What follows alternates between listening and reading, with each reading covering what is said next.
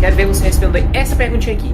Qual lugar tem a pressão maior e qual tem a pressão menor e por quê? Respondeu? Simples. O ponto A e C tem a pressão maior, enquanto o ponto B tem a pressão menor. Por quê? Porque o ponto A e o ponto C estão sofrendo pressão pela água.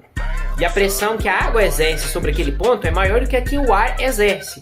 E o ponto B, a pressão que está sendo exercida contra ele é a pressão atmosférica, que é muito menor do que a pressão da água nesse caso.